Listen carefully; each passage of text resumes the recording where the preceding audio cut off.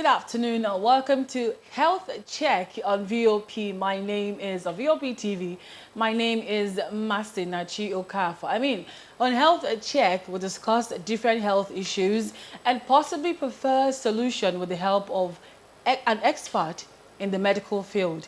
And today on the show, I have with me Dr. Paul Kusemiju. Dr. Paul Kusemiju is a seasoned medical practitioner of over 13 years in general medicine and also family medicine. He's also a health, safety and environmental manager with NEBOSH qualifications. Dr. Paul is also a health and a wellness coach. He's a telemedicine doctor and medicine doctor and also an entrepreneur. But before we get into today's topic, I encourage you to click on the like button and subscribe to our page on YouTube. We are Voice of the People TV, and on other social media platforms, we are VOP TV Live. And of course, Voice of the People. What do we do here? We amplify your voice. And for you to hear your voice, for you to have your view heard, we encourage you to call or send a WhatsApp message to these WhatsApp numbers 0905 504 2974. And on the show today, we are going to be discussing about blood sugar. Don't go anywhere because we are going to be right back.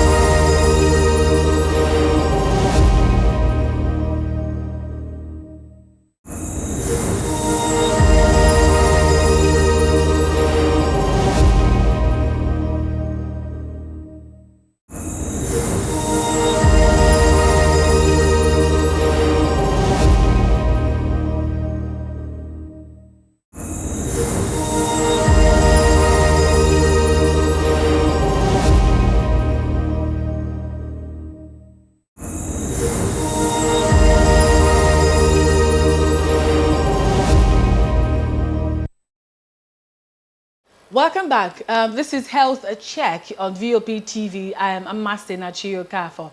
And we told you earlier that I have a guest in the studio who's Dr. Paul Kusemiju. And of course, we're going to be talking about blood sugar. The doctor will let us know everything that we need to know about blood sugar. Good afternoon, Dr. Paul. Good afternoon. It's good to have you on the show. Thank you very much. So I want to, do you actually agree with me on the fact that a lot of people come down with a lot of ailment at any age, and then sometimes there is even cases of young people who come down with this condition even before they get to the age of 40 years. And I've seen a lot of young people, most of the times, we say that young people do not have blood sugar blood sugar diseases or ailments. And then, but you get to see a young person having diabetes or sicknesses, and then you're like, this person is too young to have this kind of ailment. Okay. So can you please tell us what exactly blood sugar is? And then the signs that people will get to see in their bodies to know that they are getting towards having diabetes or pre-diabetes. Okay. All right. Thank you very much. Good afternoon, everyone. Blood sugar in simple man's terms. When we talk about diabetes, because when we talk about blood sugar is like glucose level in the blood. Now, there is an amount of sugar that is determined to be in individual's blood. Now, how this works is because the body utilizes the sugar in our system for energy. So when we eat foods, carbohydrate foods, there's the part of the pancreas. The pancreas is an organ in the body.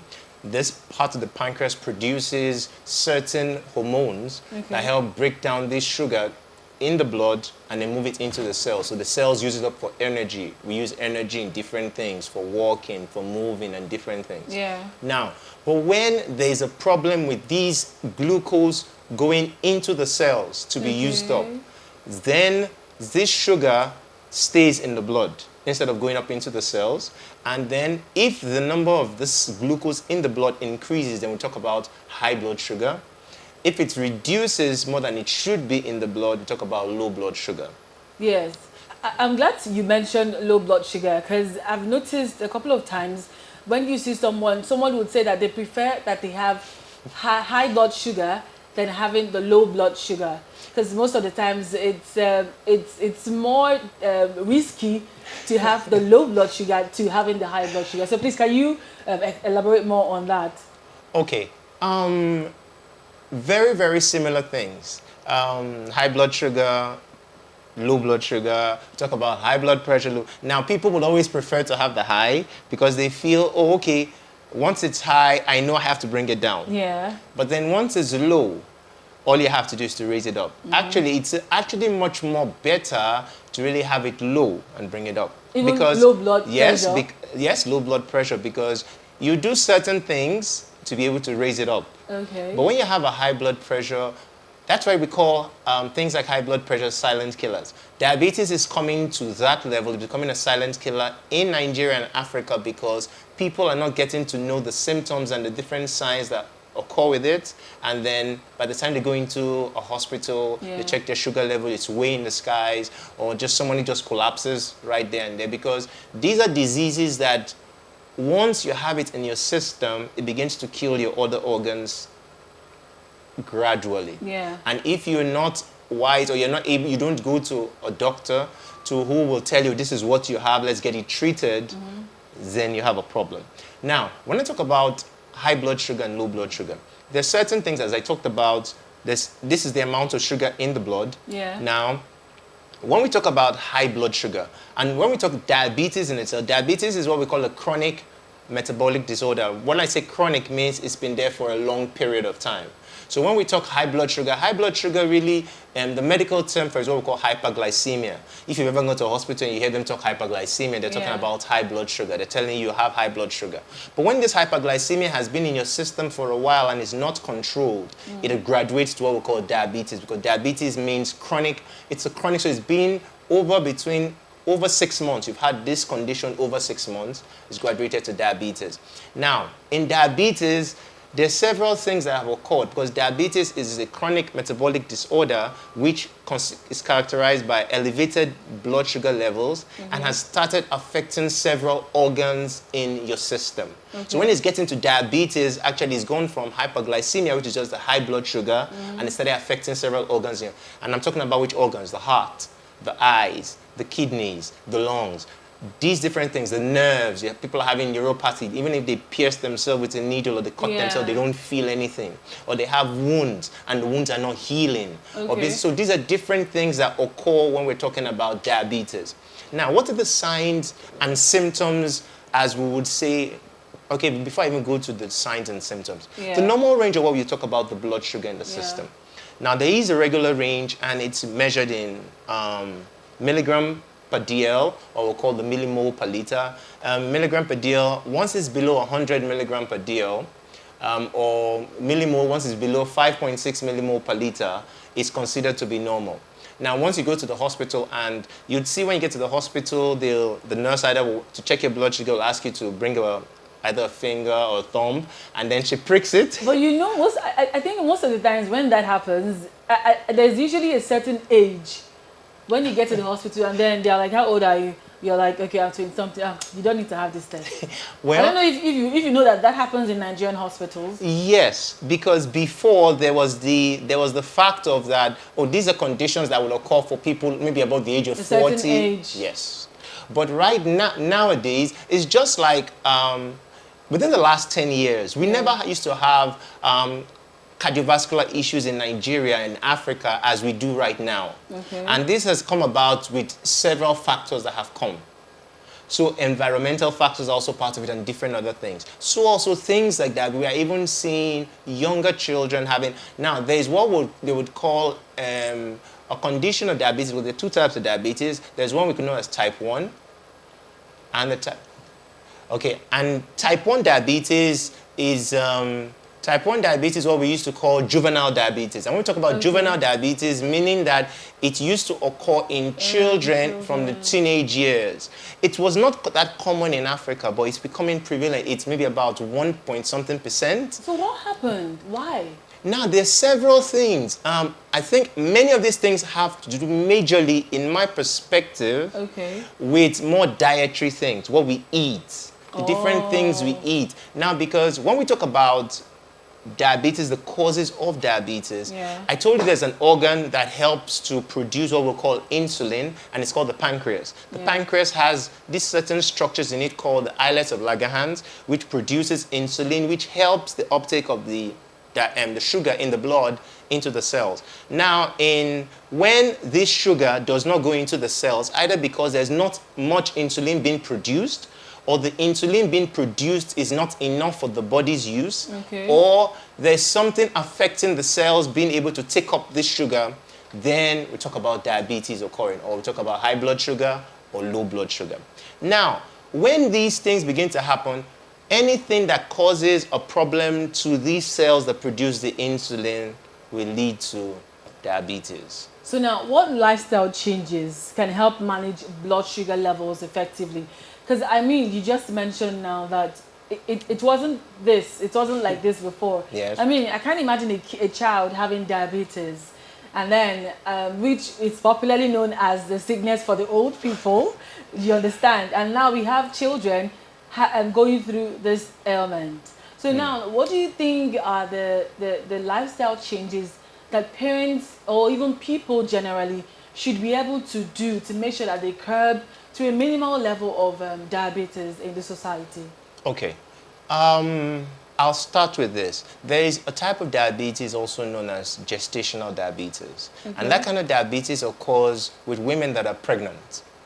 So that's a diabetes that occurs when women are pregnant. Now, a side effect or risk to this kind of diabetes is the children that are born to women who have high blood sugar while being pregnant tend to be born with very low blood sugar.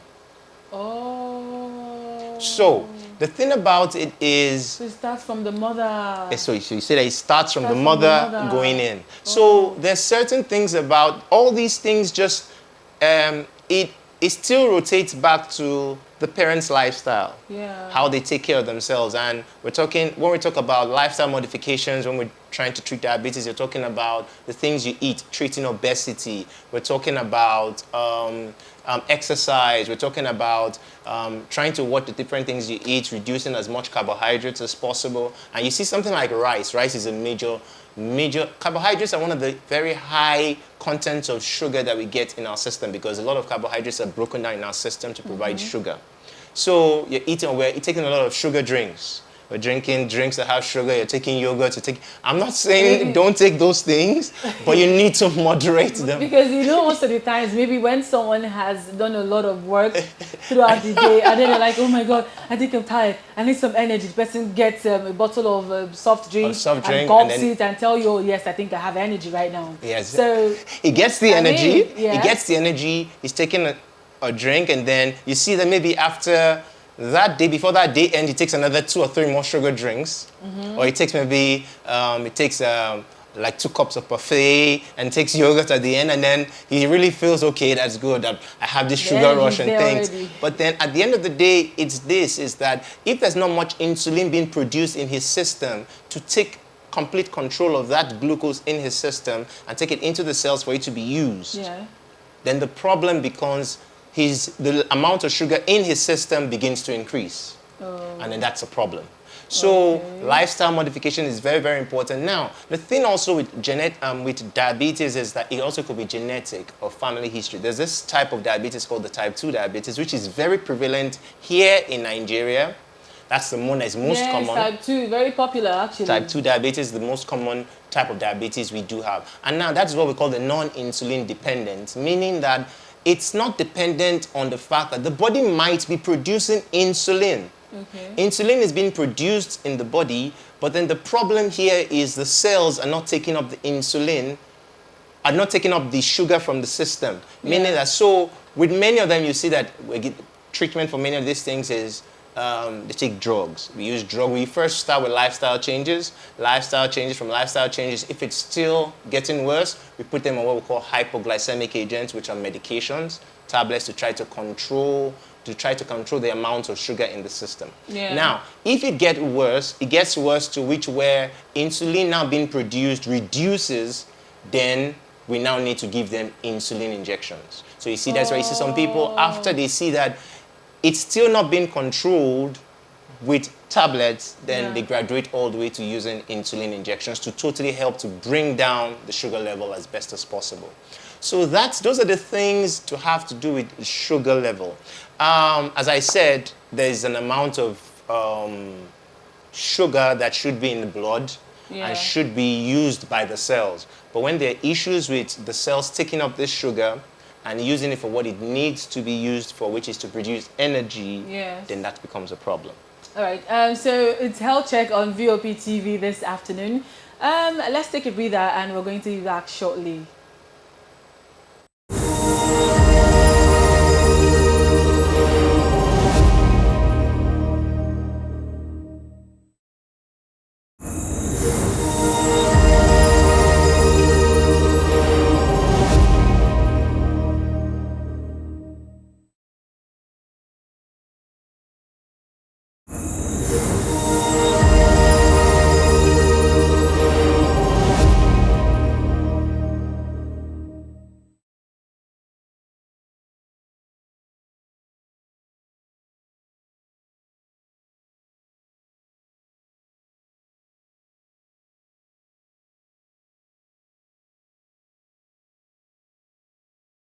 Welcome back. This is still Health Check on VOP TV. On today's focus, we're talking about blood sugar, and we have been discussing with Dr. Paul Kusemiju. I mean, we've talked about a lot of things, lifestyle, and what blood sugar is actually. Now, let's move over to what age do you think people should try to get themselves checked? I mean, there's this usual thing in the country where people don't usually go to the hospital until maybe the ailment becomes very serious, until maybe they're at the point of death and they're like, you know what, I think I have to go to the hospital now before I die. So what age do you think people need to, start getting themselves checked? What are the things that they should do to make sure that they prevent this? Now, just tell us everything that someone who's listening to you right now will be like, okay, I think I need to get myself checked. Okay, all right. Right now, there is this is especially something that started with WHO in the last few years, especially in Africa, because with the rising prevalence of diabetes, they basically have been steps taken such that when people come to hospitals, it's becoming almost mandatory in many hospitals to always, when they do your regular check it when the nurses will check your temperature, they'll check your blood pressure. You'll always see that they'll also try and check they poke your hand and always want to check your blood sugar. Because people don't, because unlike the Western world where they're very, very, very, very health conscious and go to do regular checks, even though they're not feeling well, but they just want to do regular checks to make sure they are healthy. I'm going to hold your line of thought there because you know very well that the Western world, like you said, there's this special thing they have about taking care of people's medical needs. Unlike in Nigeria here, where people cannot even afford monies to buy or to check themselves, and then people would rather keep suffering in pain and then hoping that one day God is going to heal them. Okay, you understand? I totally understand you, but there's still this thing about, because if you notice the way the world has been, I'm sure you've heard about things about we're eating foods that is genetically produced now, things that are with chemicals. People, you see ailments affecting the younger age that were not affecting them 5-10 years ago. So there's certain things I tell people that once you do feel any little sickness or anything, when you go to the hospital, do a comprehensive check. We tell every man that's getting to about the age of 40 needs to know that he should be doing a comprehensive check at least once a year. Okay. You should do it once a year once you're 40. Now, if you before 40, from a child from 25 going upwards, if you do fall sick for any reason and you go to a hospital, do a check. Do a comprehensive health check, just to be sure that you are okay entirely. Yeah. And with people who do this or who are this conscious, little ailments like, oh, this person has hyperglycemia or has the predisposition for having prediabetes, they are found and then they are able to control and curtail it, rather than having it get all the way to having the full-blown diabetes. Okay. So when people do little checks, I forget, for example, someone has a wound, possibly you make a cut now, and you see that you try to clean it and it's not healing. The next best thing will be to go to a hospital and make a complaint. Oh, I've had this wound for which it should be best that immediately you do have a wound, get to a health facility where it can be cleaned and taken care of. At least. Good. And if you do notice that it's not healing, the next best thing is to go to the doctor to make a complaint. The doctor seeing this wound and knowing that people were having high blood sugar, that's a complication they do have, will run a test to see if you do, or he might ask you that, do you have anybody in your family who has high blood sugar? Okay. Because family history is also a very, very important thing that affects people with type 2 diabetes. You have genetics as a possibility, family history, and different other things. So with all this, he knows, oh, this child or this person possibly has a high risk for diabetes, and is able to counsel the parents to say, this is what the child should be on, or if it's an adult, to counsel you and say, this is what you need to be on. Yeah. So, very, very good important checks. And what are the signs that you as an individual will see that you have diabetes? There's these three things we call in medicine, we call them the 3 Ps of diabetes. Call it, I'll say the medical term and then I'll break it down. Okay. So when we talk about it as polyuria, polydipsia, and polyphagia. Okay. So when you say polyuria means increased urination. You notice that you start urinating much more than you were urinating before. So maybe sometimes at night, you urinate maybe 1, 2, 3 times at night. You just discover that you wake up 5, 6, 7 times at night to urinate. That's a problem. Polydipsia is increased thirst. You have excessive, you just say that you're drinking 7, 8 gallons of water every single day. You just say that you're just getting thirsty and you're drinking a lot of water. That is a problem. It would be good to have yourself checked. Polyphagia is what we'll call increased risk of appetite. You're having you want to eat a lot of food. You're just eating and just gulping everything, and then everybody's like, go and check your sugar level. Go and check, because so this one is not going to check whether you're pregnant. No. No, pregnancy, yes, could cause this thing, but then you should also check all these things, because these are the main 3 Ps. Other things that could cause diabetes that are symptoms you'll see are there's fatigue, excessive fatigue. You just get tired so often. Sometimes you have blurred vision. It might not just be your eye. It might be that the sugar level in your blood system has gotten so high as an affecting your eyes and different other things. And then with pregnant women, when they do, that's why pregnant women will always check their blood sugar, and then they'll always do a urine test. So when we see an increase in the number of glucose in their urine, that's the sugar in their urine, we basically now want to check their sugar level and monitor it to be sure that she's not, she doesn't have gestational diabetes. So those are things in which the people need to do. Those are things that happen with diabetes. All right, so most people always say that diabetes doesn't have a cure. Yes, diabetes has no cure. So what can be done for it is to manage it. Okay, so how do we manage people who have diabetes? How can they be able to manage it? Okay, so managing of diabetes has to be with the major things that cause diabetes. Okay. Things like taking sugary things, eating a lot of carbohydrate. So dietary, we're talking about lifestyle changes. Okay. Lifestyle changes, we go into the dietary. People are obese, people are excessive weight. You need to shed the weight. You need to do more exercises. So exercise helps a lot. And then when we talk about the things you eat, you need to reduce as much of things like a lot of carbohydrate.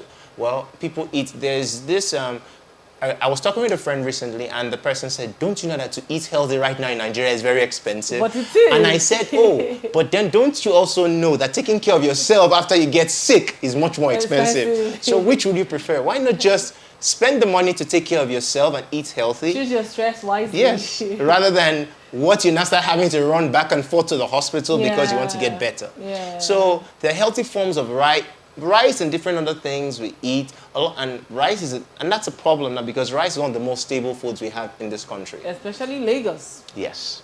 And then, but you see, rice in itself, that's why I think when we talk health, health and wellness, and we're talking about healthy things people take, we're talking about certain types of rice they use, like quinoa rice, and people say that rice is very expensive. How can I, for them like, There's also this kind of local rice in which people, Nigeria, tries to, and it uses less, because many of these other rice they use the fertilizers, use the chemicals, use and different other things. Those are things that affect our system, produce a lot of sugar in our system, and our system is not able to really take up these things well into But then the you soil. get to see people who actually prefer to take, I think, basmati rice. Yes. And then they say that it's better to take it than the normal rice. Yes. Do you approve of that?